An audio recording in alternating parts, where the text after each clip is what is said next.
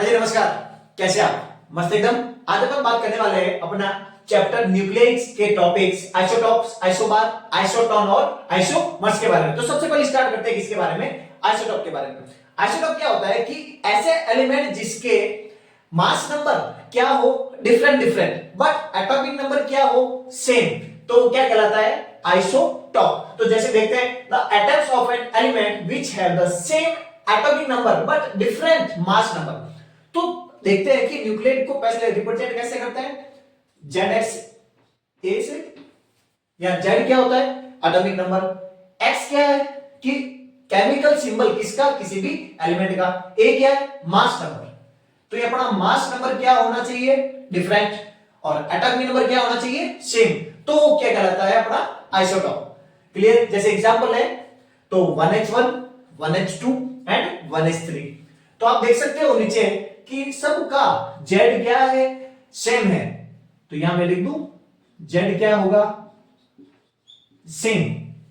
Clear? But ये mass number क्या होगा? डिफरेंट।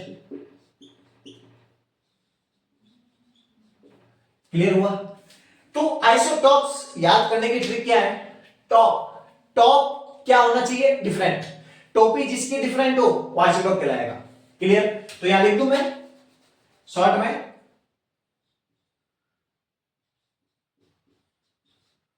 टोपी डिफरेंट क्या कहलाएगा आपका? आइसोटॉप्स। प्रोटियम, ड्यूट्रियम और ट्राइटियम, इसमें देखो सबका क्या है? मास नंबर 1h1 है, यहां 2 है, यहां 3 है। तो सबका मास नंबर क्या है? डिफरेंट है। और एटॉमिक नंबर सेम। तो क्या कहलाएगा? आइसोटॉप। क्लियर? सेकंड एग्जांपल लेते हैं आइसोबार के बारे में। आइसोबार क्या होता है कि ऐसे एटम्स के एलिमेंट जिसका क्या हो? एटॉमिक नंबर डिफरेंट हो बट मास नंबर क्या हो? सेम। तो ऐसे एटम जिसके एटॉमिक नंबर तो डिफरेंट हो बट मास नंबर क्या हो? सेम। जैसे सर ये अपने पास कोई न्यूक्लियड है, तो ये अपने पास ये जो जेड होगा वो क्या होगा? डिफरेंट। बट मास नंबर क्या होगा? सेम। ये जस्ट आइसोटॉप का क्या है? उल्टा।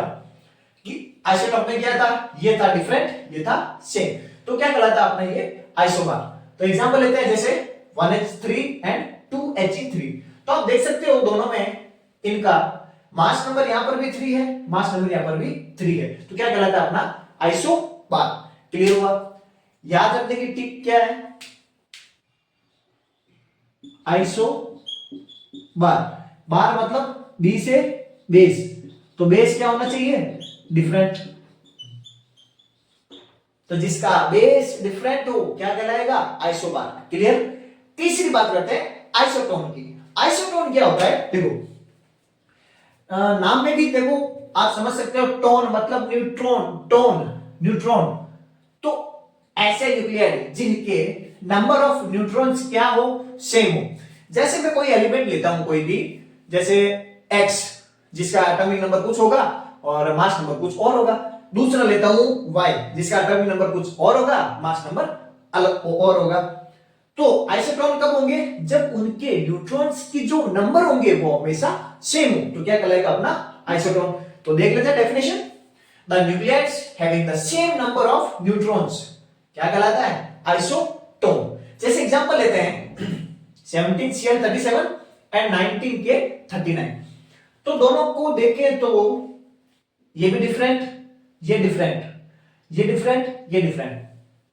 तो बात आती है कि न्यूट्रॉन की संख्या कैसे ज्ञात करें?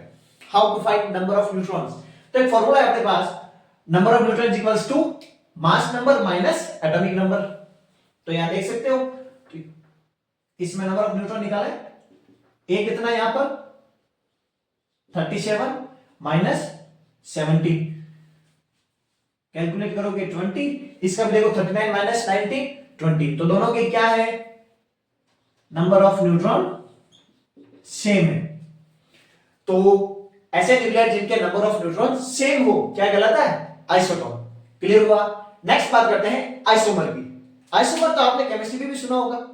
तो लगभग जो क्या हो? सेम हो, और लेकिन उनकी एनर्जी डिफरेंस हो, वो क्या कहलाता है? आइसोमर। तो इसमें क्या होगा? तो देखो, ऐसे न्यूक्लियाइड जिनके atomic number and mass number दोनों सेम है, कैसा हो सकता है? ऑब्वियसली हो सकता है, क्यों नहीं हो सकता? But this is important, existing in different energy state, जिनकी एनर्जी स्टेट क्या हो? अलग अलग एग्जिस्ट करती हो। क्लियर? तो वो क्या कहलाएगा? अपना आइसोमर।